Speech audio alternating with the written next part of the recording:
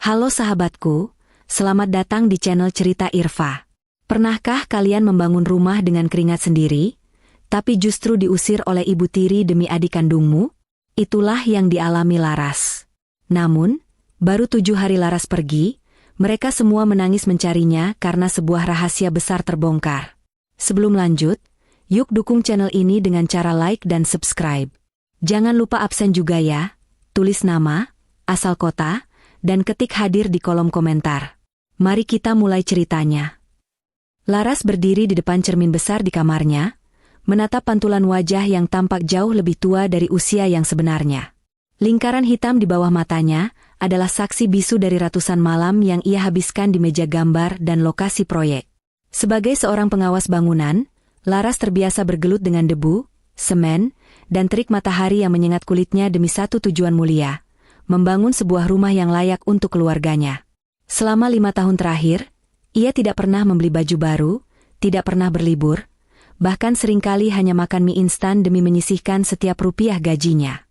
Baginya, rumah ini adalah persembahan terakhir untuk almarhum ayahnya yang selalu bermimpi memiliki hunian yang kokoh. Namun, kebahagiaan itu terasa hambar karena sejak ayahnya meninggal 2 tahun lalu, suasana di rumah yang ia bangun dengan darah dan air mata itu berubah menjadi neraka dingin. Ibu Ratna, ibu tirinya yang dahulu terlihat lembut saat ayah masih hidup, kini telah menunjukkan wajah aslinya yang penuh dengan duri kebencian. Sore itu, udara terasa sangat pengap meskipun AC di ruang tengah menyala dengan suhu terendah. Laras baru saja pulang dari proyek dengan sepatu yang masih kotor oleh lumpur, berniat untuk sekadar membasuh wajah dan beristirahat sejenak. Namun, pemandangan di ruang tamu seketika menghentikan langkahnya. Di sana, Ibu Ratna duduk dengan gaya anggun yang dipaksakan, didampingi oleh Dika, adik laki-laki Laras dari ibu yang sama, dan Siska, istrinya yang baru dinikahi 3 bulan lalu.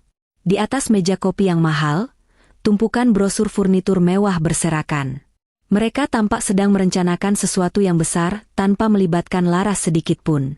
Begitu melihat kehadiran Laras, raut wajah Ibu Ratna berubah drastis dari tawa menjadi kerutan jijik. Ibu Ratna berdiri dan melipat tangannya di dada, menatap Laras dari ujung kaki hingga ujung kepala dengan pandangan merendahkan yang sangat tajam. Tanpa basa-basi, Ibu Ratna membuka suara dengan nada yang sangat tinggi hingga memenuhi setiap sudut ruangan. Ia mengatakan bahwa adikmu dan suaminya akan tinggal di rumah ini secara permanen. Kalimat itu bagaikan petir di siang bolong bagi Laras. Belum sempat Laras mencerna maksud kalimat tersebut, Ibu Ratna melanjutkan dengan bentakan yang lebih keras, menyuruh Laras sebaiknya pergi dan mencari kontrakan sendiri. Ibu Ratna beralasan bahwa kamar yang selama ini ditempati Laras akan direnovasi menjadi kamar bayi untuk Siska yang diklaim sedang mengandung. Dika, yang seharusnya membela kakak kandungnya, hanya tertunduk diam sambil memainkan ponselnya. Sementara Siska tersenyum sinis seolah menikmati penghinaan yang sedang menimpa kakak iparnya itu. Laras merasakan dadanya sesak. Ia ingin berteriak bahwa setiap bata, setiap sak semen, dan setiap paku di rumah ini dibeli dengan uangnya. Ia ingin mengingatkan bahwa saat rumah ini dibangun, Ibu Ratna bahkan tidak menyumbangkan sepeser pun, melainkan hanya menuntut kemewahan yang tidak masuk akal. Namun, Laras memilih untuk tidak meledak saat itu juga. Ia menatap Ibu Ratna dengan pandangan yang tenang namun sangat dalam, sebuah ketenangan yang justru menyimpan badai besar di baliknya. Ia melihat betapa rakusnya orang-orang yang selama ini ia beri makan dan tempat berteduh. Hatinya hancur bukan karena kehilangan bangunan fisik ini, melainkan karena menyadari bahwa kasih sayang yang ia berikan selama ini hanya dianggap sebagai kewajiban yang bisa dibuang kapan saja.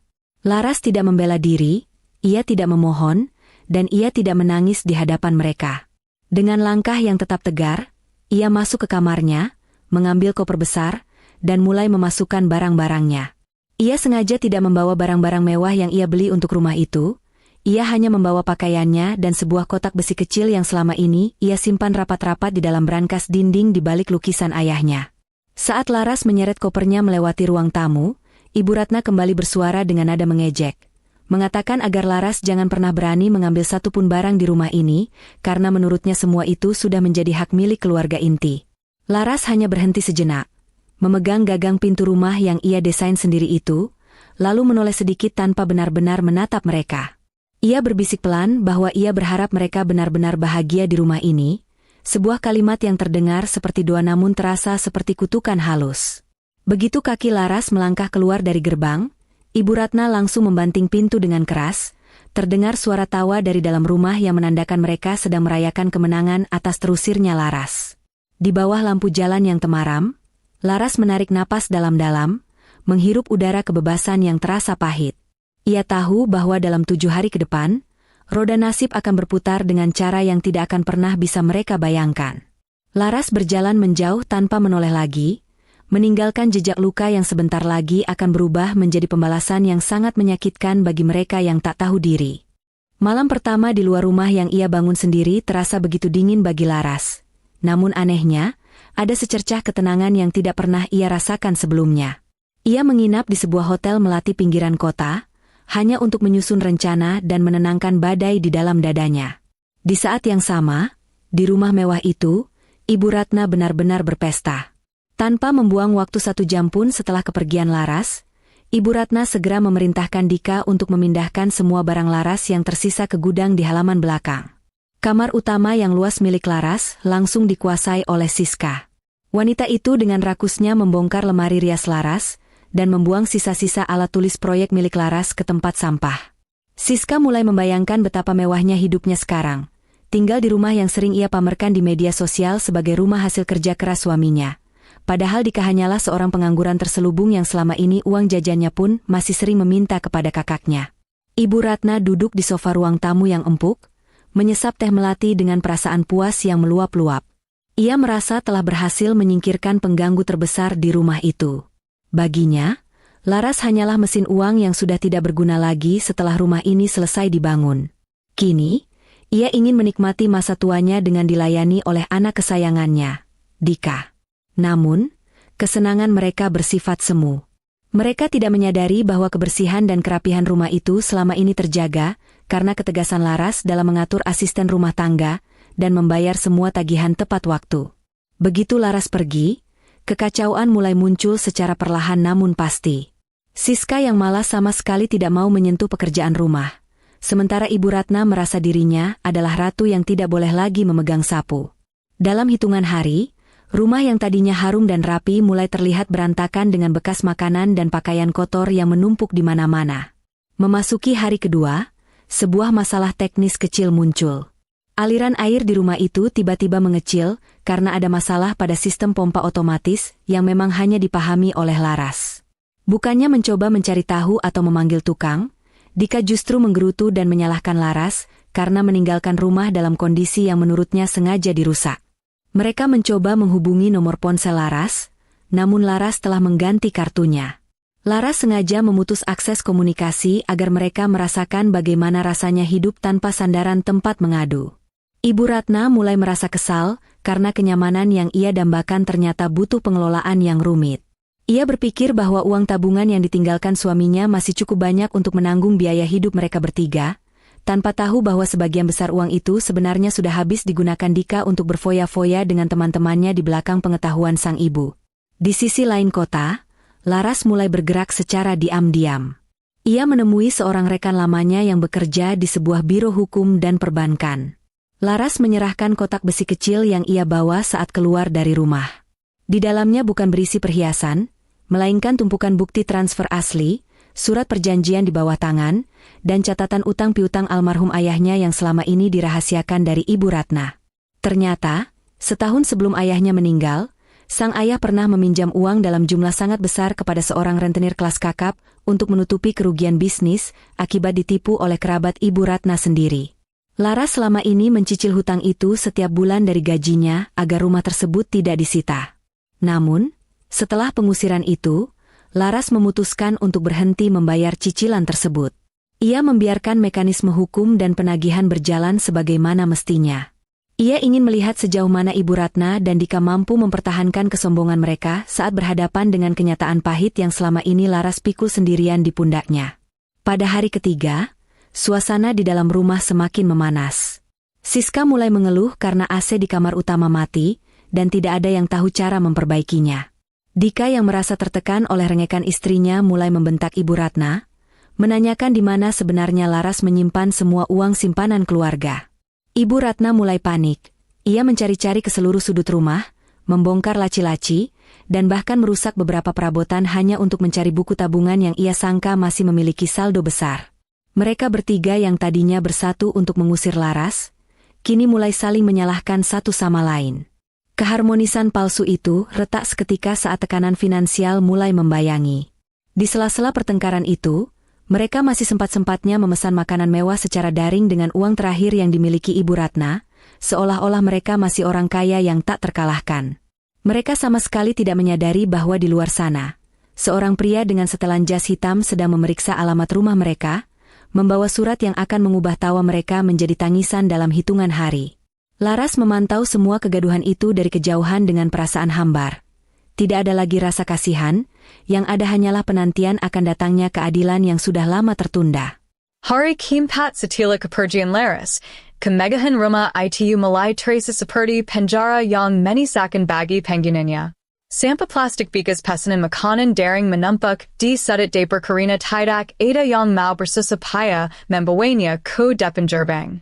Siska, Yang Sajak Awal Menjira Hidupnya Akan Menjadi Seperti Permaisuri Satila Laris Pergi, Kini Justru Lebi Banyak Mengabiskan Waktu Dengan Marangut Di Ruang Tengah Yang Malai Berdebu. Ia Malai Menentut Dika Untuk Mempekerjakan Asisan Rumah Tangga Baru, Tampa Menudari Bawa Wang Di Dompets Waminyabakan Tidak Kukup Untuk Membeli Benson Motor. Ibu Ratna Sendiri Malai Marasakan Sakit Di Punggungnya Karina Harus Melakukan Pekerjaan Fizik Ringan Selama Ini Seluladisil Sakan Ola Laris Sebelum Berangkat Kerja. Kiengkahan Yang Sebelumnya Meluaplip Kini Malai Bergantai Dengan Kesemasan Yang Salmar. Teratama Saat I Menudari Bawa Tajahan Listrik Dan Internet Yang Biasanya Terbayar Otomatis, Kini Menunjukkan Status Menunggak. Katagangan Mengkapai Punkaknya Di Meja, Makan Yang Kini Hanya Menujikannya, Instan Dalam Mengkuk Kotar. Dika Dengan Kazar Melemper Ponselnia Ko Meja, Menutakan Kemarahannya Karina Semua Kartu Credit Yang Biasanya Ia Ganakan Diam Kini Suda Dibloker Olalaris. Ternyata, Selama Ini Dika Adala Pemagang Kartu Tambahan Di Ba Akan Laris, Dan Kakanya Itu Tela Menkabut, Semua Axes Financial Tampa Peringatan Sedikit Pun. Ibu Ratna Terperanjat, I Tidak Menyanka Bawa Kemandarian Financial Yang Selama Ini I Pemerkan Kepida Tetangga Sebenarnya Hanya Bergantung Pada Belas Kasian Putri Turinya. Pertengkaran Hebet Pun Peka Antara Ibu Dan Anak Itu. Dika Menulakan Ibu Ratna Yang Terlalasipat Mengusar Laris Sebelum Memastikan Semua Axes Kwangan Dialakan Ko Tangan Marika. Siska Pun Tidak Tinggal Diam, I Malai Membandingkan Dika Dengan Mantan Kekasinya Yang Ja Lebi Mapan, Yang Memika Kemerhan Dika Hingga Pria Itu Membenting Korsi Makan Ku Jadi Yang Debeli Laris Dengan Harga Mahal. Di Tenga Hirik Pika Pertengkaran Internal Itu, Sibua Kenyataan Pahit Malai Menjtuk, Pintaruma Marika. Seorang Petugas Dari Perusahaan Listrik Datang Dengan Surat Peringatan Pemitusan Sementara Karina Adanya Tundakan Selama 2 Bulan Yang Memang Sengaja Laris Tunda Pembayarania Demi Tabungan Material Terakhir.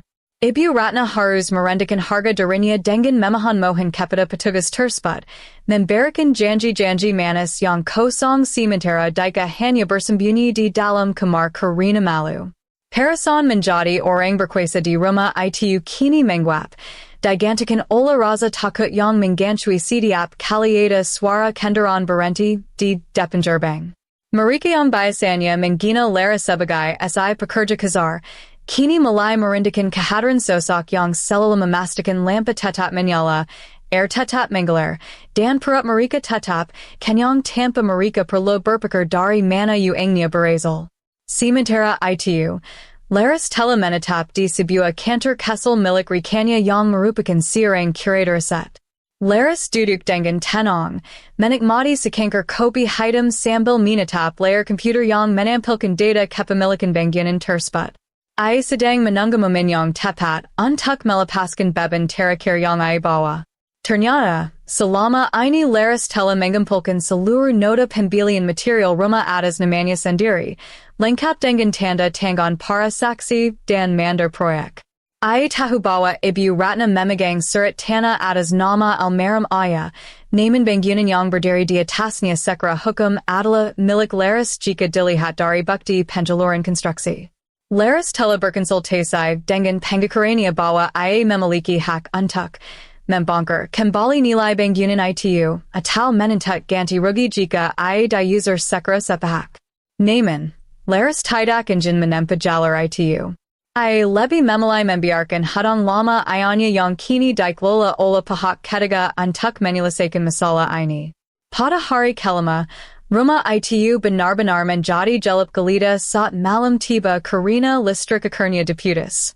Di dalam kegelapan, Ibu Ratna menangis terseduh di kamar utama, meratapi nasibnya yang berubah drastis hanya dalam hitungan hari. Siska yang merasa sudah tidak tahan dengan keadaan itu, mulai menjemasi barang-barangnya dan menginginkan akan kembali ke rumah orang tuanya jika Dika tidak segera mendapatkan wang.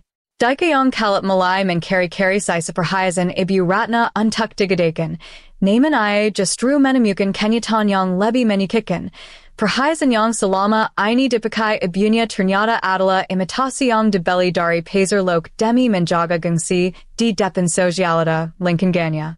Kebohongan demi kebohongan mulai terkelupas satu persatu di rumah yang Laris banggan dengan kejujuran. Mereka bertiga kini hidup dalam ketakutan, merasa bahwa setiap bayangan yang luat di depan rumah adalah ancaman. Kesunyian malam di hari kelima itu terasa begitu menskam bagi penghuni rumah.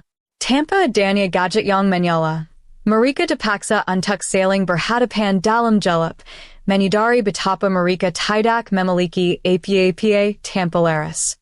Ibu Ratna mulai membayangkan wajah Laris, namun bukan dengan rasa bersalah, melainkan dengan dendam yang semakin membara. Ia menganggap semua kesilapan ini adalah ulah Laris yang sengaja menyabotage rumah mereka sebelum pergi. Dalam pikirannya yang pisik, ia berencana untuk mencari Laris besok pagi, mengkasih makinya, dan memaksa gadis itu menyerahkan seluruh tabungannya dengan alasan sebagai wang sua karena sudah menempati rumah ini selama bertahun-tahun. Ibu Ratna belum sadar bahwa esok hari, bukan Laris yang akan datang menghadapnya, melainkan seseorang yang jauh lebih menyenangkan yang akan menaji hutang yang nilainya lebih besar dari harga rumah itu sendiri. Laris di tempatnya yang baru, menutup mata dengan tenang, mengetahui bahwa ia sudah memberikan cukup waktu bagi mereka untuk berdebat, namun mereka justru memilih untuk semakin tenggelam dalam kebencian. Pagi hari ke-6 menyapa dengan suasana yang jauh dari kata indah di rumah megah itu. Tanpa aliran listrik, kulkas besar di dapur mulai mengeluarkan aroma tidak sedap karena tumpukan daging dan sayuran di dalamnya mulai membusuk. Ibu Ratna terbangun dengan tubuh yang kaku dan suasana hati yang sangat buruk. Ia berteriak memanggil Dika untuk memeriksa pompa air. Namun suaranya hanya dibalas oleh keheningan yang mencekam. Dika dan Siska ternyata sedang terlibat pertengkaran bisu di kamar sebelah. Siska menolak untuk mandi dengan air dingin dan terus menyalahkan Dika karena tidak bisa memberikan kenyamanan yang dijanjikan sebelum mereka menikah. Ketidakhadiran Laras benar-benar melumpuhkan fungsi rumah tersebut. Tanpa sosok yang biasanya bangun paling pagi untuk memastikan semua sistem mekanis rumah berjalan lancar, rumah itu hanyalah kotak beton besar yang tidak bernyawa. Ibu Ratna akhirnya memaksa dirinya untuk pergi keluar rumah, berniat mencari pinjaman uang kepada tetangga sebelah. Dengan sisa-sisa kesombongan yang ia miliki, ia memakai gaun terbaiknya, mencoba menutupi fakta bahwa di rumahnya bahkan tidak ada air untuk menyiram toilet. Namun, harapan itu hancur seketika. Para tetangga yang selama ini sering mendengar Ibu Ratna membanggakan kekayaannya dan menghina Laras justru memberikan tatapan dingin. Berita tentang pengusiran Laras ternyata sudah menyebar luas di lingkungan perumahan itu, melalui asisten rumah tangga yang sempat melihat Laras menyeret koper sendirian di malam hari. Bukannya mendapat pinjaman, Ibu Ratna justru mendapat sindiran pedas dari seorang ibu di blok sebelah yang mengatakan bahwa orang yang mengusir anak yang sudah berbakti biasanya tidak akan pernah selamat dari kutukan hidup. Ibu Ratna pulang dengan tangan hampa dan wajah merah padam karena malu sekaligus murka. Setibanya di rumah, pemandangan yang menyambutnya jauh lebih mengerikan. Dika sedang mencoba membongkar paksa sebuah lemari jati di ruang kerja almarhum ayahnya, berharap menemukan simpanan rahasia atau emas batangan. Siska hanya menonton sambil mengipasi dirinya dengan majalah lama, sesekali melontarkan kata-kata pedas yang menghina ketidakmampuan Dika. Ibu Ratna meledak melihat kekacauan itu. Ia memukul pundak Dika dan berteriak bahwa rumah ini adalah satu-satunya harga diri yang mereka punya, jadi jangan dirusak. Di saat itulah, Dika berteriak balik dengan fakta yang selama ini ia sembunyikan, bahwa ia sudah berhutang pada banyak orang untuk membelikan Siska perhiasan dan biaya resepsi mewah mereka, dan sekarang para penagih hutang mulai meneror ponselnya. Rumah megah itu seketika terasa seperti arena gulat penuh kebencian, di mana masing-masing orang hanya memikirkan keselamatan kulitnya sendiri. Di tengah kekacauan itu, Lara sedang berada di sebuah kafe kecil di dekat kantor pertanahan. Ia bertemu dengan Pak Baskoro, seorang pria parubaya yang merupakan perwakilan dari sebuah perusahaan manajemen aset. Pak Baskoro menyerahkan sebuah dokumen yang menyatakan bahwa masa tenggang pelunasan hutang yang dijaminkan atas nama ayah Laras telah berakhir. Selama 2 tahun terakhir, Lara secara konsisten melakukan negosiasi untuk menunda eksekusi ini dengan syarat ia tetap mencicil bunganya. Namun, setelah diusir, Lara secara resmi menarik diri dari tanggung jawab sebagai penjamin pihak ketiga. Ia membiarkan hutang itu jatuh tempo sepenuhnya. Pak Baskoro bertanya apakah Laras tidak merasa sayang dengan rumah yang dibangunnya, dan Laras menjawab dengan sangat tenang bahwa sebuah rumah tidak ada gunanya jika dihuni oleh orang-orang yang tidak memiliki nurani. Laras sudah mengikhlaskan bangunan itu menjadi tumbal untuk keadilan yang ingin ia tegakkan. Menjelang sore di hari ke-6, sebuah mobil box besar berhenti di depan rumah. Ibu Ratna dan Dika berlari keluar dengan harapan Laras pulang membawa uang. Namun, yang keluar dari mobil itu bukanlah Laras, melainkan 2 orang petugas ekspedisi yang membawa surat perintah penarikan beberapa furnitur mewah. Ternyata, sofa ruang tamu, meja makan, dan beberapa peralatan elektronik canggih yang ada di rumah itu dibeli Laras dengan sistem angsuran atas nama perusahaan tempatnya bekerja. Karena Laras sudah berhenti bekerja dari perusahaan lama dan pindah ke proyek baru, ia melaporkan bahwa barang-barang tersebut tidak lagi berada dalam pengawasannya dan mempersilakan pihak leasing untuk menariknya jika penghuni rumah tidak mampu melanjutkan cicilan. Ibu Ratna mencoba menghalangi para petugas, berteriak-teriak bahwa itu adalah barang miliknya. Namun ia tidak bisa menunjukkan satupun bukti kwitansi pembayaran. Proses penarikan barang itu berlangsung dramatis dan memalukan. Tetangga keluar dari rumah masing-masing, menonton bagaimana satu persatu simbol kemewahan yang sering dipamerkan Ibu Ratna diangkut keluar. Siska menangis histeris karena televisi besar yang biasa ia gunakan untuk menonton drama favoritnya kini dibawa pergi. Dika hanya bisa berdiri terpaku, tidak berani melawan para petugas yang berbadan tegap itu. Rumah yang tadinya terlihat seperti istana megah, kini mulai terlihat kosong, gersang, dan menyedihkan. Di dalam rumah yang kini lowong itu, suara gema pertengkaran mereka terdengar semakin nyaring.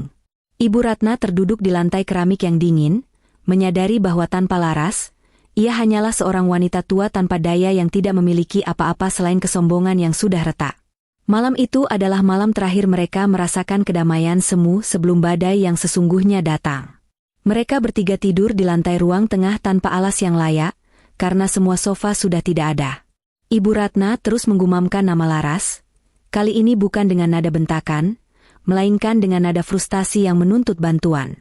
Ia masih merasa bahwa Laras wajib menolong mereka, karena Laras adalah anak tertua. Ego mereka masih terlalu besar untuk mengakui bahwa mereka telah menghancurkan satu-satunya orang yang tulus mencintai mereka. Mereka tidak tahu bahwa di luar sana, Pak Baskoro sudah menyiapkan berkas penyitaan terakhir yang akan dilaksanakan tepat di hari ke-7. Esok hari, drama pengusiran yang mereka lakukan terhadap Laras akan kembali pada mereka dengan cara yang jauh lebih brutal dan legal di mata hukum. Pagi hari ke-7 di rumah itu dimulai dengan kesunyian yang mencekam dan aroma keputusasaan yang mulai tercium dari setiap sudut ruangan. Tidak ada lagi suara denting sudip yang beradu dengan penggorengan, atau harum kopi robusta yang biasanya disiapkan Laras sebelum fajar menyingsing untuk menyambut penghuni rumah. Ruang tengah yang dulunya megah kini tampak seperti gudang kosong yang suram, setelah sebagian besar furnitur mewah diangkut paksa oleh pihak penyita barang kemarin sore. Ibu Ratna terbangun dengan badan yang terasa remuk redam, karena harus tidur di atas lantai keramik yang dingin, hanya beralaskan karpet tipis yang mulai berdebu dan berbau apek. Wajahnya yang biasanya dipoles riasan tebal kini tampak kusam, dengan lingkaran hitam di bawah mata yang menunjukkan betapa ia tidak bisa memejamkan mata semalaman. Di sudut lain, Dika dan Siska masih meringkuk, saling membelakangi dalam diam yang menyakitkan. Hubungan mereka telah mencapai titik nadir.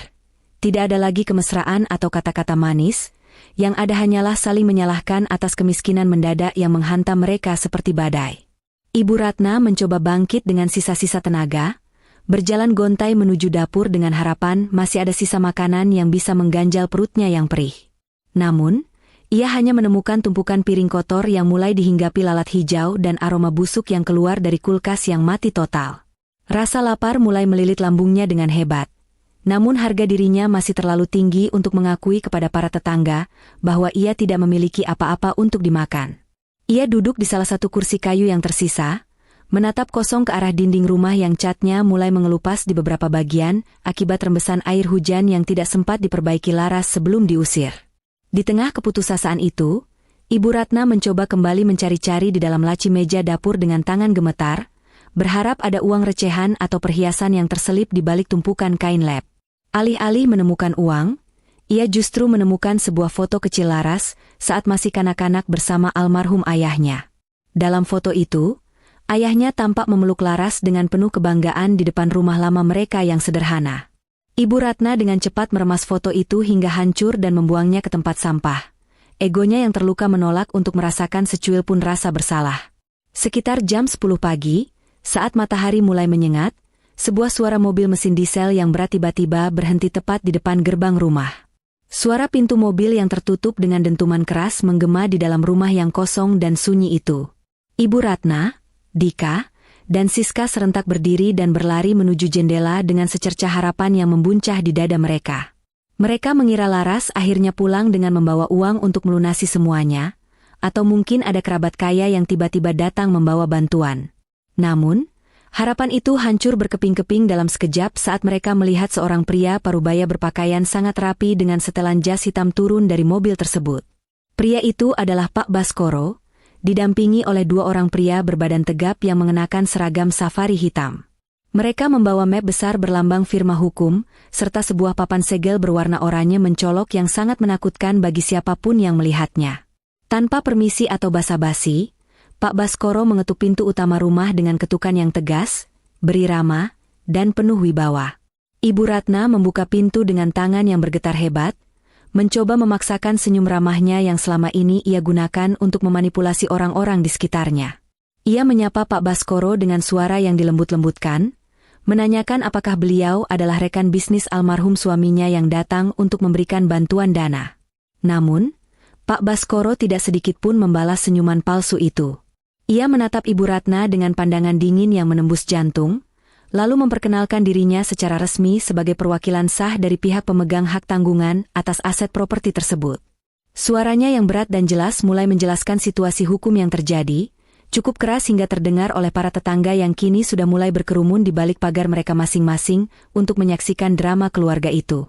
Pak Baskoro membacakan surat perintah pengosongan lahan dan bangunan yang telah memiliki kekuatan hukum tetap dari pengadilan negeri. Ia menjelaskan dengan detail bahwa rumah mewah ini telah dijadikan jaminan hutang oleh almarhum ayah Laras bertahun-tahun yang lalu, dan selama ini seluruh cicilannya dibayar secara pribadi oleh Laras melalui pemotongan gaji otomatis. Namun, karena pembayaran telah berhenti total selama seminggu terakhir dan tidak ada itikat baik dari penghuni rumah saat ini untuk melakukan negosiasi ulang, pihak bank telah menjual hak tagih tersebut kepada perusahaan manajemen aset, dan sekarang rumah ini akan disita sepenuhnya tanpa pengecualian. Ibu Ratna menjerit histeris, berteriak bahwa itu tidak mungkin karena ia merasa memiliki surat wasiat dan hak sebagai istri sah. Pak Baskoro hanya tersenyum tipis penuh penghinaan, lalu menunjukkan salinan dokumen asli yang menyatakan bahwa meskipun sertifikat tanah atas nama suami Ibu Ratna, namun bangunan di atasnya secara sah dicatatkan sebagai modal konstruksi milik Laras yang kini statusnya menjadi objek sitaan jaminan. Kepanikan luar biasa seketika melanda seisi rumah. Dika mencoba melawan dengan cara menggertak para petugas, mengatakan bahwa mereka tidak punya hak untuk masuk ke properti pribadi tanpa izin pemilik rumah. Namun, salah satu pria berseragam safari dengan sigap menunjukkan lencana pihak keamanan dan surat penetapan eksekusi yang sah. Siska mulai menangis kencang, meratapi nasibnya karena menyadari bahwa semua pakaian bermerek dan tas-tas mewahnya yang masih tersisa di dalam lemari akan berakhir di pinggir jalanan yang berdebu. Mereka bertiga yang seminggu lalu dengan sangat angkuhnya membentak dan mengusir Laras dari rumah ini, kini justru berhadapan dengan kenyataan pahit pengusiran yang jauh lebih kejam, legal, dan memalukan. Para tetangga mulai berbisik-bisik dengan nada mencemooh, Beberapa dari mereka bahkan terang-terangan merekam kejadian itu dengan ponsel mereka, menciptakan sebuah sanksi sosial yang sangat menyakitkan bagi Ibu Ratna yang selama ini selalu mengagungkan gengsi dan kehormatan semu di mata orang lain. Ibu Ratna akhirnya jatuh tersungkur, berlutut di depan kaki Pak Baskoro, memohon dengan sangat agar diberikan waktu setidaknya beberapa hari lagi untuk mengemasi barang-barang. Ia berbohong dengan mengaku bahwa ia sedang mencoba menghubungi Laras untuk membereskan masalah administrasi ini. Di saat itulah, Pak Baskoro menjatuhkan bom informasi terakhir yang membuat jantung Ibu Ratna serasa berhenti berdetak dan seluruh dunianya runtuh seketika. Pak Baskoro mengungkapkan bahwa Laras sebenarnya sudah mengetahui tentang rencana penyitaan ini sejak sebulan yang lalu. Laras bahkan sempat diberikan penawaran eksklusif untuk mengambil alih aset ini sepenuhnya atas namanya sendiri dengan melunasi sisa hutang pokok yang jumlahnya sebenarnya tidak terlalu besar bagi Laras. Namun, Laras menolak dengan tegas. Laras mengatakan kepada Pak Baskoro bahwa ia lebih baik kehilangan seluruh hasil jerih payahnya membangun rumah itu, daripada harus terus-menerus menghidupi dan memberikan kenyamanan bagi orang-orang yang hanya menganggapnya sebagai mesin pencetak uang. Laras secara sadar dan tenang membiarkan proses penyitaan ini terjadi agar semua orang di dalam rumah itu sadar akan nilai dari sebuah pengabdian dan kerja keras yang selama ini mereka injak-injak tanpa rasa malu. Mendengar pengakuan Pak Baskoro, Ibu Ratna merasa seolah-olah seluruh tubuhnya lumpuh disambar petir di siang bolong. Ia tidak pernah menyangka bahwa Laras yang selama ini pendiam, selalu menurut, dan tidak pernah melawan, ternyata memiliki rencana seberani, sedingin, dan sekejam ini. Rasa benci yang tadi ia rasakan kini perlahan berubah menjadi ketakutan yang mencekam dan rasa ngeri. Ia menyadari bahwa selama ini ia telah bermain api dengan orang yang salah. Orang yang selama ini menjadi pilar penyangga hidupnya namun ia hancurkan sendiri pondasinya. Sementara para petugas mulai menempelkan stiker segel berukuran besar di pintu utama dan setiap jendela, Ibu Ratna, Dika, dan Siska hanya bisa berdiri terpaku di halaman depan yang kini terasa sangat luas, asing, dan tidak lagi menyambut mereka. Mereka melihat rumah yang selama ini mereka banggakan sebagai simbol kekayaan itu, kini secara resmi bukan lagi milik mereka. Di ujung jalan, sebuah mobil putih tampak melintas dengan sangat perlahan. Ibu Ratna melihat sosok Laras duduk di kursi penumpang, mengenakan kacamata hitam. Laras hanya menatap lurus ke depan, tidak menoleh sedikit pun ke arah rumah atau ke arah mereka. Seolah-olah semua kenangan dan orang-orang di halaman itu sudah dianggap mati dalam sejarah hidupnya. Pemandangan di halaman rumah megah itu kini benar-benar menyerupai adegan di sebuah sinetron tragedi yang paling menyedihkan, namun ini adalah kenyataan pahit yang harus ditelan bulat-bulat oleh Ibu Ratna. Setelah mobil putih yang ditumpangi Laras melintas tanpa menoleh sedikit pun, atmosfer di sana berubah menjadi kepanikan massal yang tak terkendali. Pak Baskoro melirik jam tangannya dengan wajah tanpa ekspresi, lalu memberikan pengumuman yang menggelegar. Mereka hanya diberikan waktu tepat 1 jam, 60 menit saja, untuk mengeluarkan semua barang pribadi mereka sebelum pintu utama dan gerbang rumah digembok secara permanen dengan rantai baja. Pengumuman itu seketika memicu kegilaan di dalam rumah. Dika, yang biasanya hanya tahu beres dan selalu dilayani, kini tampak seperti orang linglung yang kehilangan arah. Ia berlari ke sana kemari di dalam rumah yang mulai terasa asing, menggendong tumpukan baju, sepatu-sepatu mahal, hingga koleksi jam tangannya yang sebenarnya belum lunas cicilannya. Siska tidak jauh berbeda kondisinya. Ia mencoba menyelamatkan koper-koper bermerek miliknya dengan tergesa-gesa. Namun, karena terlalu banyak beban yang dipaksakan masuk ke dalam satu koper, koper tersebut pecah dan isinya berhamburan di atas rumput halaman yang mulai meninggi dan tidak terawat. Siska menangis histeris, namun tidak ada yang peduli. Ibu Ratna sendiri masih terduduk lemas di dekat pilar teras yang megah, pilar yang dulu ia pamerkan kepada teman-teman sosialitanya sebagai marmer terbaik. Ia menatap kosong ke arah stiker penyitaan berwarna oranye yang menempel di pintu jati yang dulu ia pilih sendiri motif ukirannya. Dengan tangan gemetar, ia mencoba menelepon nomor Laras untuk yang kesekian kalinya.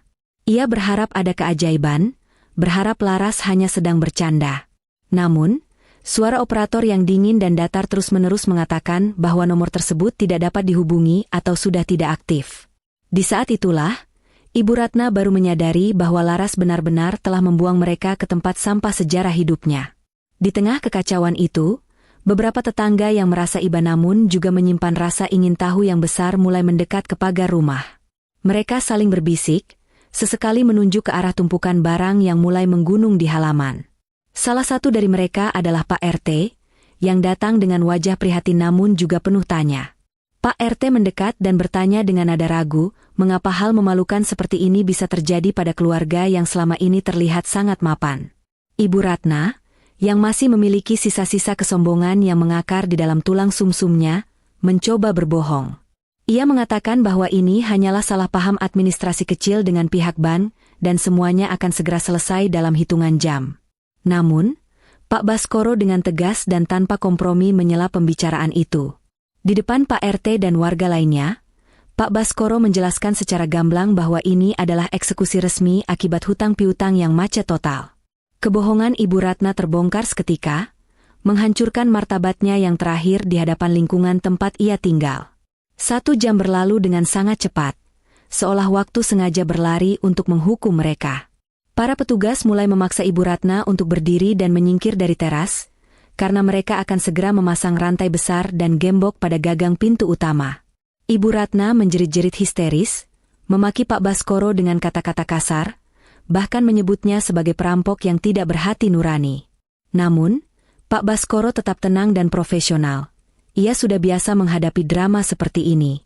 Dika hanya bisa terduduk lesu di samping tumpukan barang yang kini menggunung tidak beraturan di trotoar depan rumah, menutupi wajahnya karena malu menjadi tontonan warga.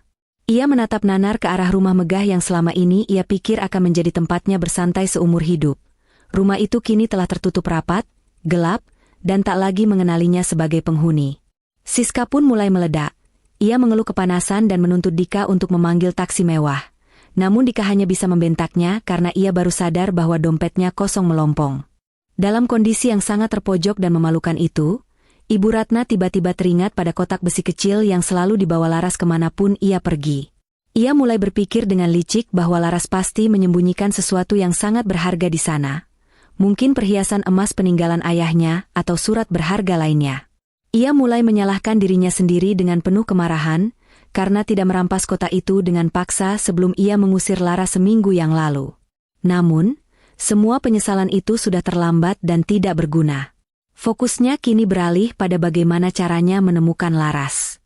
Ia sangat yakin bahwa Laras, dengan sifatnya yang dulu lembut, tidak akan tega melihat mereka menderita di pinggir jalan seperti ini jika mereka berhasil menemuinya.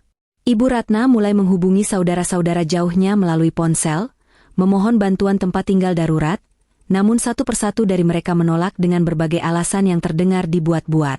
Ternyata, Lara sudah lebih dulu menghubungi mereka semua beberapa hari yang lalu, menceritakan kebenaran tentang pengusirannya dan meminta mereka untuk tidak ikut campur dalam urusan rumah itu agar Ibu Ratna dan Dika bisa belajar tentang arti tanggung jawab hidup. Laras benar-benar telah memutus semua jalur pelarian dan zona nyaman mereka dengan sangat rapi. Ia telah merencanakan langkah-langkah ini dengan sistematis, persis seperti cara ia menyusun cetak biru sebuah bangunan proyek yang rumit. Ia tahu persis kelemahan setiap orang di rumah itu. Ia tahu Ibu Ratna akan mencari simpati dari saudara, maka ia menutup pintu itu dengan menceritakan fakta yang sebenarnya. Ia tahu Dika akan mencoba meminjam uang pada teman-temannya dengan jaminan nama besar keluarga, maka ia sudah memberi peringatan kepada relasi-relasi lamanya. Laras ingin mereka merasakan apa yang ia rasakan selama bertahun-tahun. Berjuang sendirian di tengah badai tanpa ada tempat untuk bersandar. Di apartemen barunya yang sederhana namun sangat nyaman, Laras duduk dengan tenang sambil menyesap teh hangatnya. Ia tidak merasa senang, tapi ia merasa lega. Melalui notifikasi dari kamera CCTV nirkabel yang masih terpasang di area publik depan rumah lamanya, ia melihat melalui layar ponselnya betapa menyedihkannya Ibu Ratna yang kini sedang berdebat sengit dengan seorang tukang gerobak hanya untuk mengangkut barang-barang mereka ke tempat yang belum jelas tujuannya. Sore pun tiba, dan awan hitam yang tebal mulai menggelayut di langit, seolah alam pun ikut merespons kesedihan yang terjadi. Ibu Ratna, Dika, dan Siska masih tertahan di pinggir jalan dengan tumpukan barang yang mulai terlihat kotor dan kusam terkena debu jalanan serta asap kendaraan.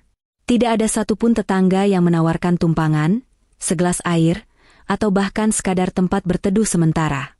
Mereka semua merasa bahwa apa yang menimpa keluarga itu adalah balasan setimpal atas kesombongan dan keangkuhan Ibu Ratna selama ini yang sering meremehkan orang lain. Saat rintik hujan mulai turun satu persatu, Siska akhirnya meledak dalam kemarahan yang luar biasa yang sudah ia pendam sejak pagi.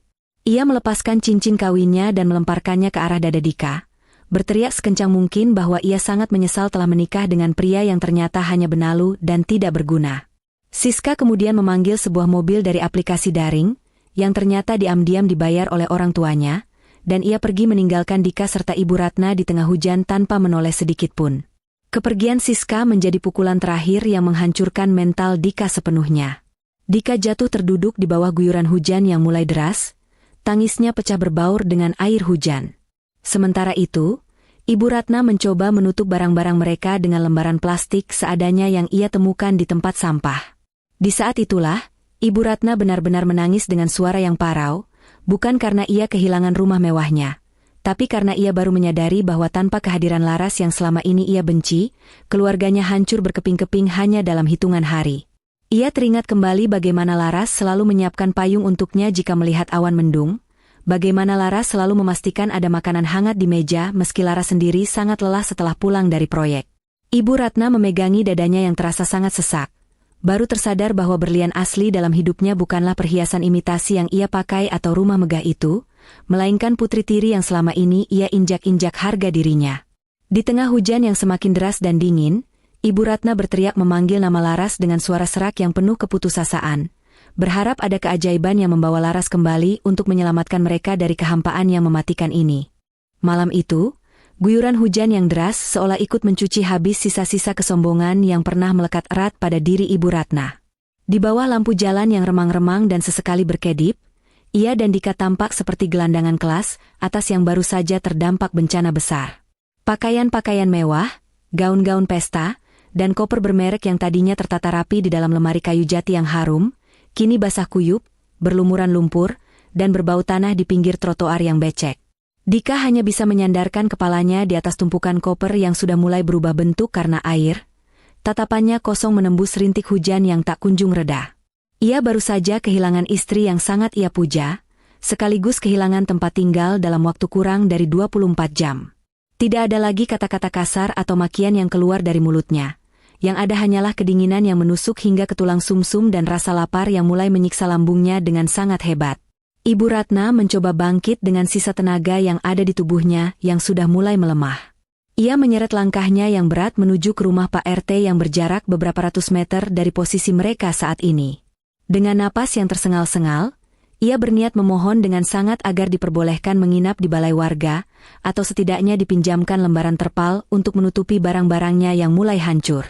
Namun, saat ia sampai di depan pagar rumah Pak RT yang tertutup rapat, ia melihat pria parubaya itu sedang berdiri di teras, berbicara dengan seseorang melalui telepon genggamnya. Ibu Ratna terhenti, ia mendengar sayup-sayup nama Laras disebut dalam percakapan itu. Pak RT tampak mengangguk-angguk kecil dan mengatakan dengan nada tenang, bahwa semuanya sedang berjalan sesuai rencana. Ibu Ratna seketika terpaku diam di depan pagar, tubuhnya mendadak kaku bukan karena dingin, melainkan karena sebuah kesadaran yang mengerikan. Ia baru menyadari bahwa Laras tidak hanya diam. Laras telah mengatur segala sesuatunya dengan sangat rapi agar tidak ada seorang pun di lingkungan itu yang memberikan bantuan secara cuma-cuma kepada mereka. Laras ingin memastikan bahwa setiap jengkal penderitaan yang mereka alami saat ini adalah buah dari benih kebencian yang mereka tanam sendiri selama bertahun-tahun. Dengan perasaan yang hancur berkeping-keping, Ibu Ratna kembali ke tempat Dika berada tanpa membawa hasil apapun. Ia menemukan anaknya itu sedang mencoba menyalakan ponselnya yang sudah mati total, karena kehabisan daya dan terkena air hujan.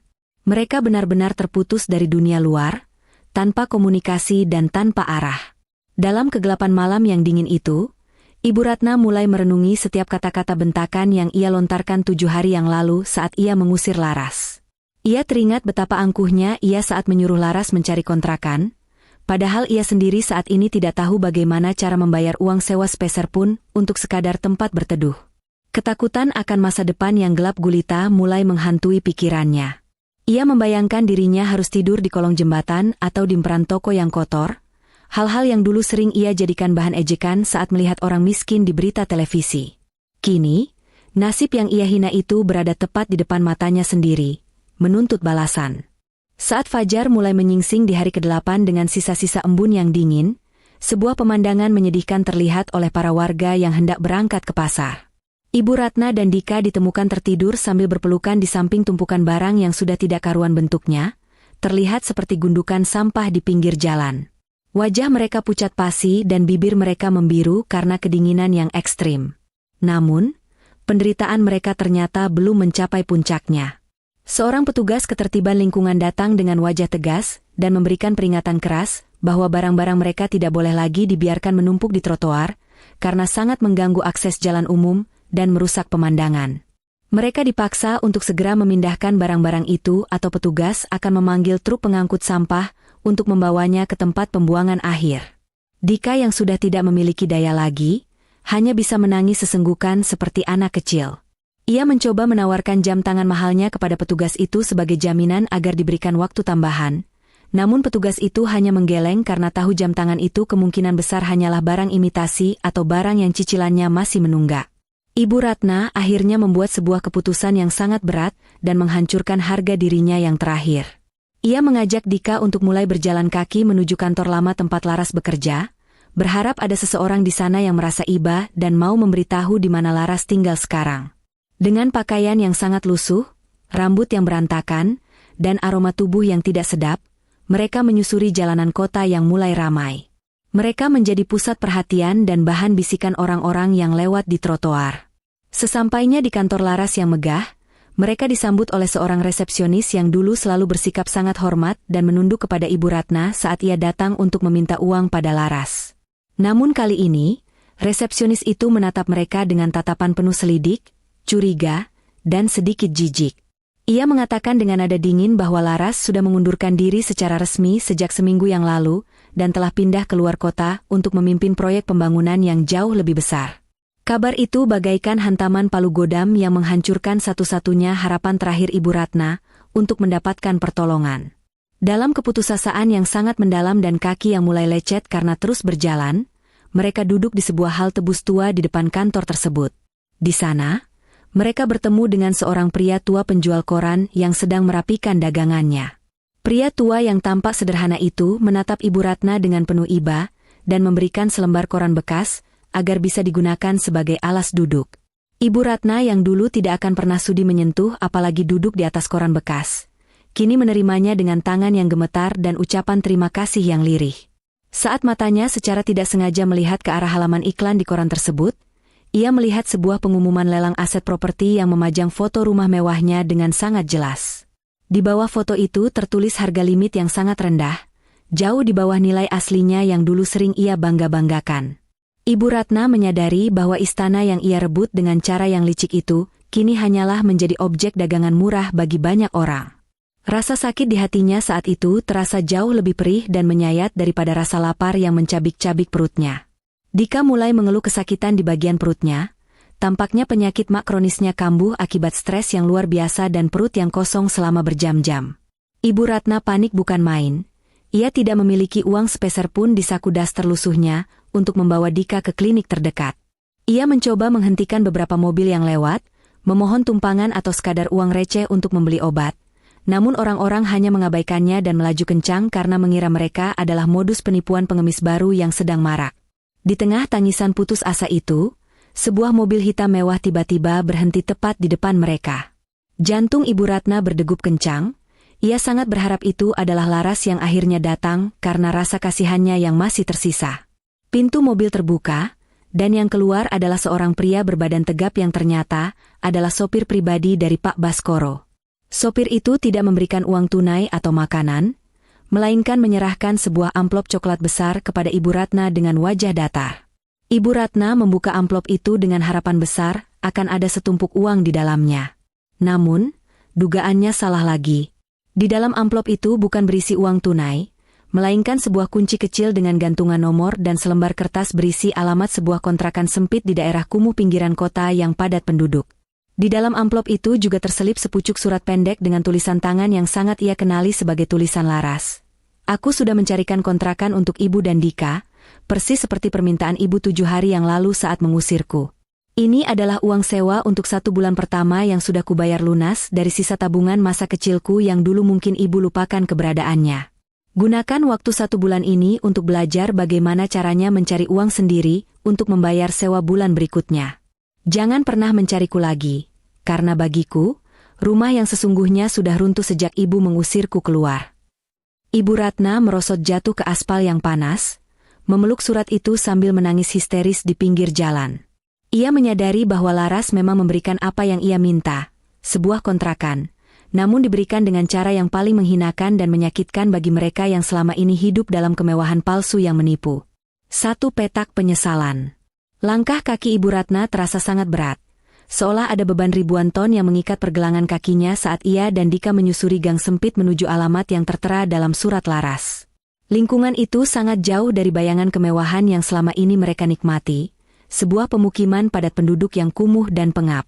Aroma selokan yang mampet bercampur dengan bau sampah yang menyengat, suara bising anak-anak yang bermain di jalanan becek, serta jemuran warga yang bergelantungan rendah di atas kepala menjadi pemandangan yang menyambut kedatangan mereka.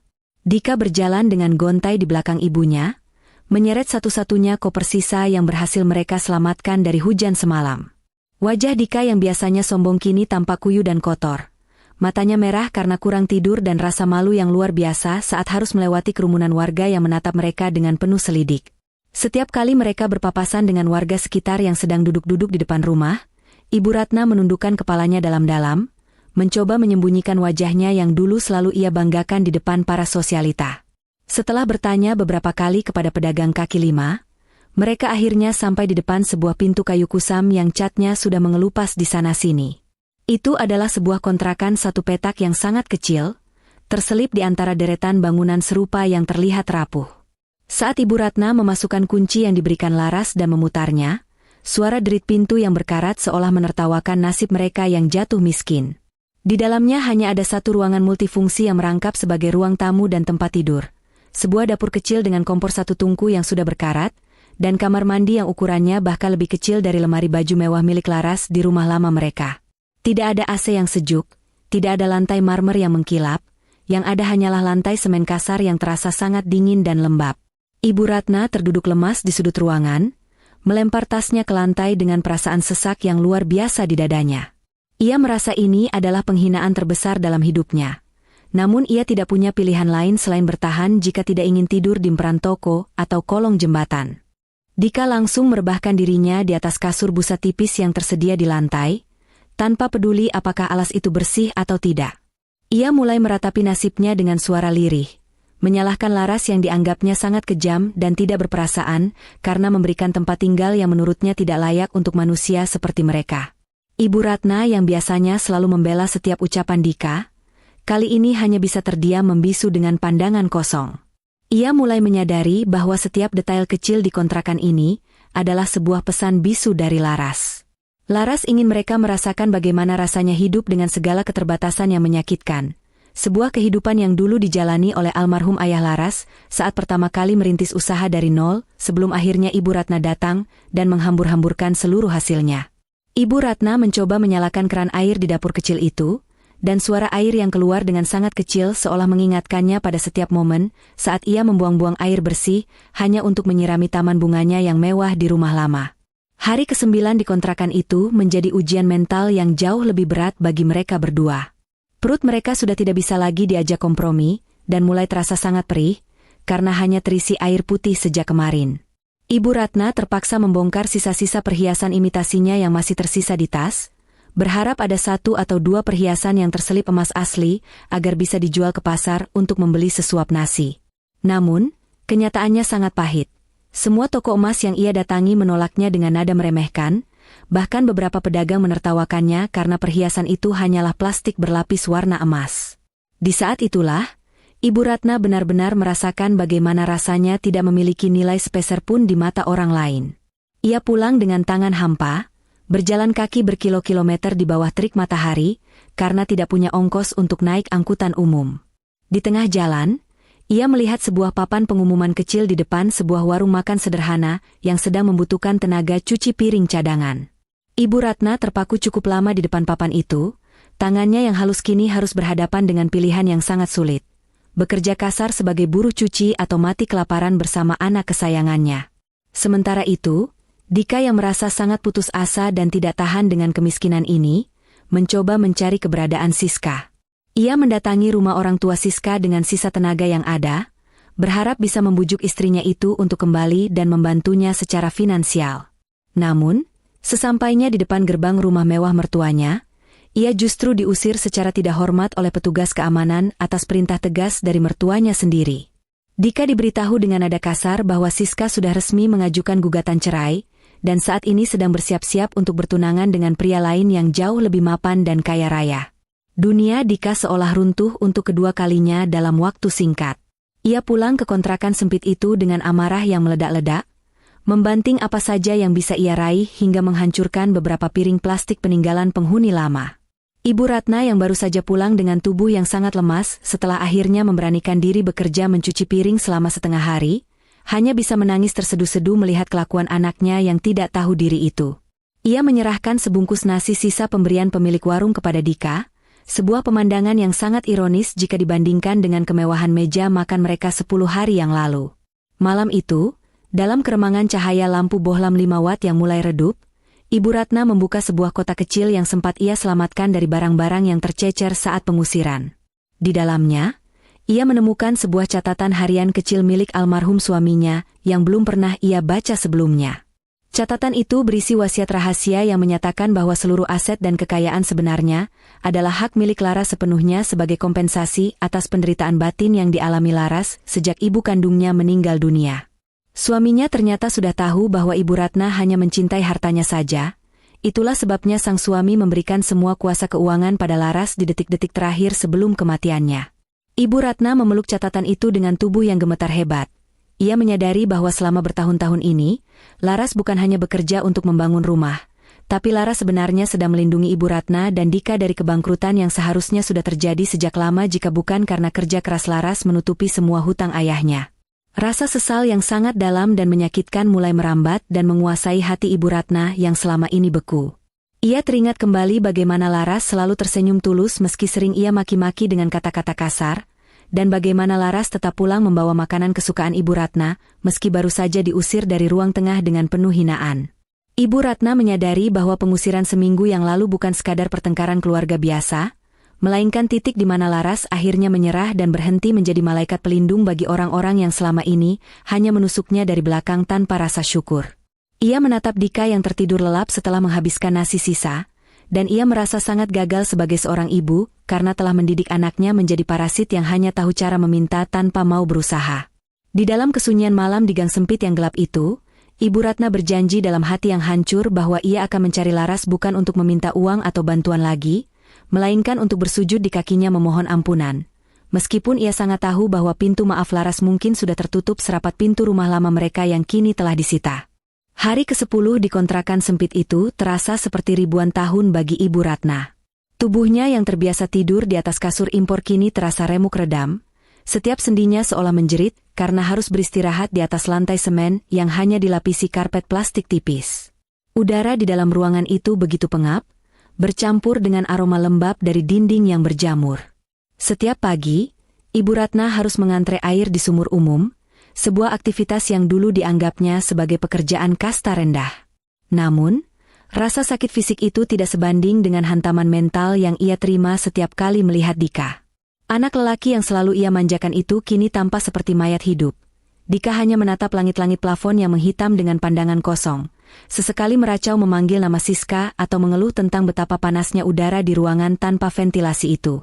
Ibu Ratna menyadari bahwa ia tidak bisa terus terpuruk dalam tangisan. Jika ia tidak segera bergerak mencari cara untuk makan, mereka berdua benar-benar akan menjadi bangkai di gang kumuh ini, tanpa ada satupun orang yang peduli. Dengan sisa harga diri yang sudah terkubur di bawah lumpur gang, Ibu Ratna kembali ke warung makan tempat ia mencuci piring kemarin. Ia bekerja dari fajar menyingsing hingga petang hampir menjemput, membiarkan tangannya yang dulu mulus kini bersentuhan dengan sisa-sisa lemak makanan yang membeku dan deterjen murahan yang membuat kulitnya melepuh serta pecah-pecah. Di sela-sela pekerjaannya yang melelahkan, ia seringkali tertegun saat melihat sebuah mobil sedan mewah melintas di jalan raya depan warung. Ia teringat bagaimana dulu, ia selalu memandang rendah orang-orang yang bekerja di pinggir jalan seperti ini dari balik kaca mobilnya yang gelap dan sejuk. Kini, posisi itu berbalik 180 derajat. Ia adalah orang yang dipandang rendah, orang yang keberadaannya bahkan tidak dianggap oleh para pembeli yang makan di warung itu. Bahkan, pemilik warung seringkali membentaknya jika ia sedikit saja lambat dalam menggosok kuali yang gosong. Kejutan sesungguhnya terjadi saat sore hari, ketika sebuah mobil hitam berhenti tepat di depan warung. Seorang pria berjas yang tidak lain adalah asisten Pak Baskoro turun dan berjalan menghampiri Ibu Ratna yang sedang berjongkok di dekat tumpukan piring kotor. Pria itu tidak membawa surat penyitaan lagi, melainkan sebuah map dokumen pernyataan pelepasan hak yang terlihat sangat formal. Ia menjelaskan dengan suara rendah namun tegas bahwa rumah lama mereka telah resmi terjual dalam lelang tertutup yang dimenangkan oleh sebuah pihak swasta. Namun, ada satu hal yang sangat mengejutkan. Pembeli rumah itu adalah sebuah yayasan tanpa nama yang ternyata memberikan syarat bahwa sisa hasil lelang setelah dipotong hutang bank, yang jumlahnya ternyata masih tersisa beberapa puluh juta, harus diserahkan kepada Ibu Ratna dan Dika. Namun, pemberian itu tidak cuma-cuma. Ada satu syarat mutlak yang harus dipenuhi. Ibu Ratna harus menandatangani surat pernyataan bahwa ia secara hukum tidak akan pernah lagi mengklaim diri sebagai keluarga Laras, dilarang menghubungi Laras, dan dilarang mencari keberadaan Laras seumur hidupnya. Mendengar syarat itu, tangis Ibu Ratna pecah di dapur warung yang kotor dan berbau amis. Ia menyadari bahwa Laras benar-benar ingin menghapus mereka dari sejarah hidupnya secara permanen. Laras bersedia memberikan sisa uang lelang yang mungkin hanya cukup untuk modal usaha kecil-kecilan, asalkan Laras tidak perlu lagi melihat bayangan mereka dalam hidupnya. Itu adalah bentuk, pesangon, terakhir yang sangat dingin dari seorang anak tiri yang sudah habis rasa cintanya.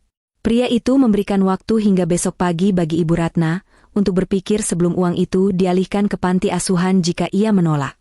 Dika yang mendengar kabar itu setelah Ibu Ratna pulang ke kontrakan, bukannya merasa sedih atau menyesal, malah terlihat sangat antusias. Matanya yang tadinya redup seketika berbinar penuh keserakahan. Ia langsung menarik tangan ibunya, mendesak agar Ibu Ratna segera menandatangani surat itu agar mereka bisa mendapatkan uang, pindah dari kontrakan kumuh ini, dan mungkin memulai hidup baru di tempat lain. Tanda tangani saja, Bu. Jangan sok suci.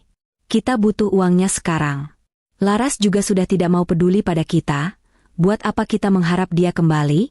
Dia sudah membuang kita seperti sampah. Teriak Dika dengan ego yang masih sebesar gunung meski ia sendiri tidak mampu berbuat apa-apa untuk menolong ibunya. Ibu Ratna menatap Dika dengan pandangan yang belum pernah ia tunjukkan sebelumnya. Pandangan penuh kekecewaan, kemuakan, dan kesadaran yang sangat pahit. Ia baru benar-benar sadar bahwa anak kandungnya sendiri memiliki hati yang jauh lebih busuk dan tidak tahu berterima kasih daripada yang ia bayangkan. Sementara Laras, anak tiri yang ia usir dengan hinaan, cari kontrakan, masih memiliki sedikit nurani untuk memikirkan agar mereka tidak mati kelaparan dengan memberikan sisa uang lelang itu. Ibu Ratna menolak menandatangani surat itu malam itu juga. Ia bersikeras ingin menyimpan satu-satunya ikatan batin yang tersisa dengan Laras, meskipun itu hanya berupa rasa bersalah dan kebencian. Namun, desakan ekonomi yang sangat mencekik dan rengekan Dika yang terus-menerus mengeluh tentang perutnya yang perih membuat pertahanan mentalnya mulai goyah. Malam itu, di bawah langit yang hitam tanpa bintang, Ibu Ratna diam-diam keluar dari kontrakan. Ia berjalan kaki sejauh beberapa kilometer menuju bekas rumah mewahnya yang kini sudah tampak asing, tertutup rapat oleh pagar seng proyek yang tinggi.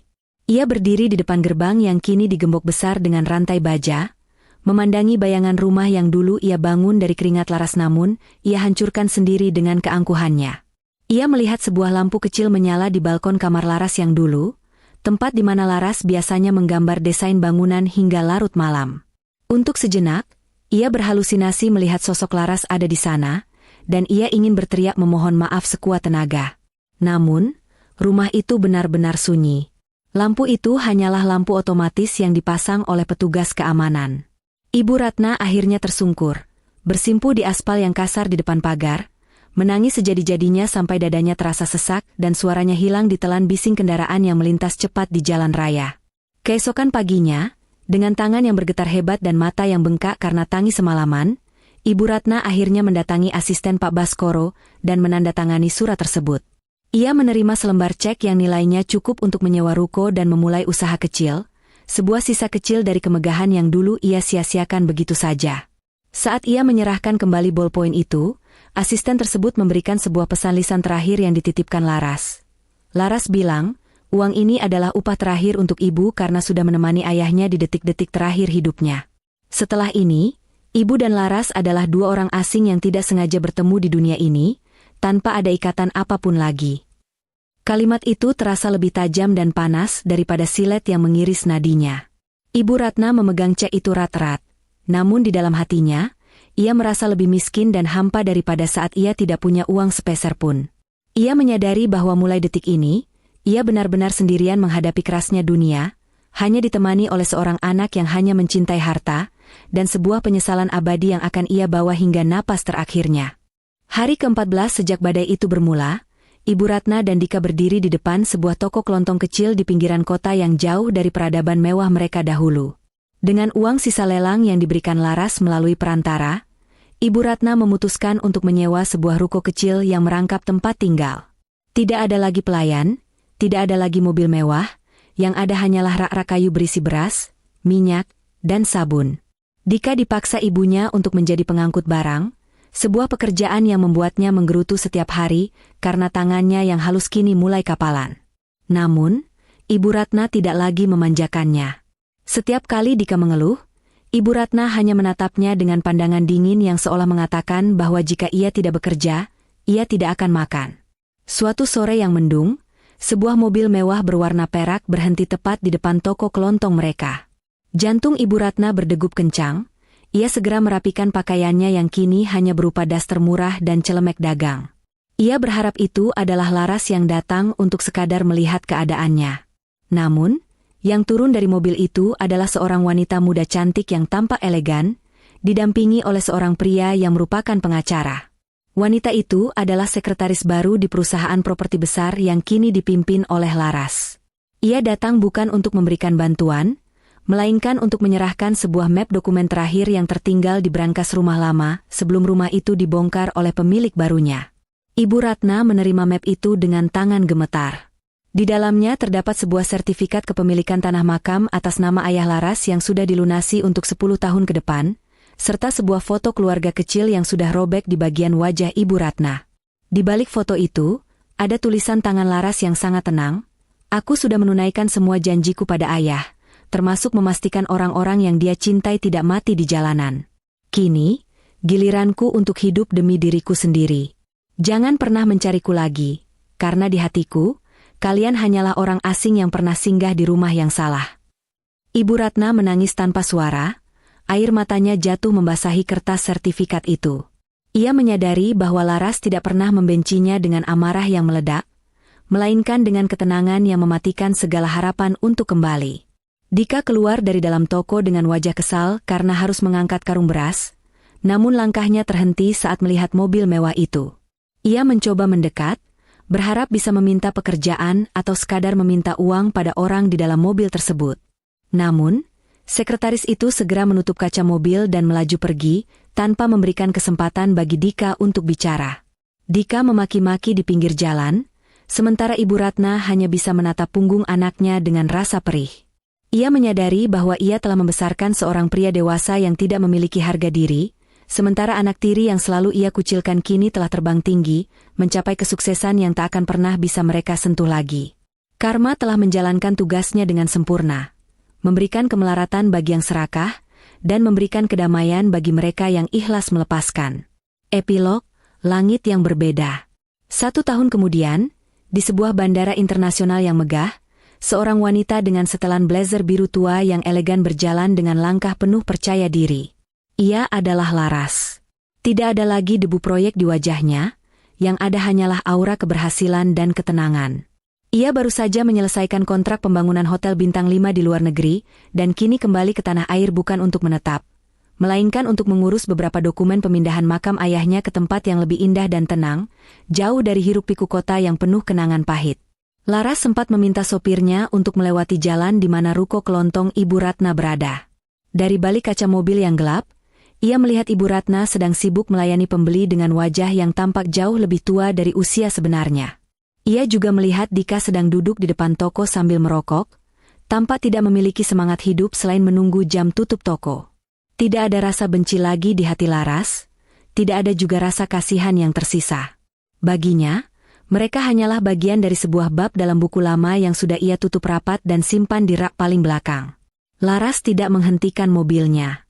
Ia hanya memejamkan mata sejenak, membayangkan rumah besar yang dulu ia bangun dengan susah payah. Ia menyadari satu hal penting, Rumah yang sebenarnya bukanlah tentang seberapa mahal marmernya atau seberapa megah pilarnya. Rumah adalah tempat di mana hatimu dihargai dan kejujuran dijunjung tinggi. Saat mobilnya melaju menjauh meninggalkan ruko tersebut, Laras tersenyum tipis. Ia telah membangun istana baru di dalam hatinya sendiri, sebuah tempat yang tidak akan pernah bisa dirobohkan oleh pengkhianatan siapapun. Di sisi lain, Ibu Ratna tiba-tiba menghentikan aktivitasnya mencuci beras. Ia merasa seolah melihat sebuah mobil yang sangat familiar melintas, namun ia segera menggelengkan kepalanya. Ia tahu, meskipun ia menanti sampai akhir hayatnya, pintu rumah Laras tidak akan pernah terbuka lagi untuknya. Ia kembali menunduk, melanjutkan pekerjaannya di tengah bisingnya gang kecil itu, ditemani penyesalan yang kini menjadi satu-satunya teman setianya setiap malam. Kisah mereka benar-benar telah usai di bawah langit yang sama, namun dengan nasib yang berbeda sejauh bumi dan bintang. Pesan moral, harta yang dibangun di atas air mata orang lain tidak akan pernah membawa berkah. Jangan pernah mengusir mereka yang tulus melindungimu, karena saat mereka pergi membawa harga dirinya, kamu baru akan sadar bahwa kamulah yang sebenarnya tidak memiliki apa-apa. Kebahagiaan sejati hanya milik mereka yang tahu cara menghargai ketulusan di atas materi. Terima kasih sudah mengikuti kisah Laras di Cerita Irfa. Apakah kamu puas dengan ending dan epilog ini? Atau ingin dibuatkan cerita baru dengan tema yang berbeda?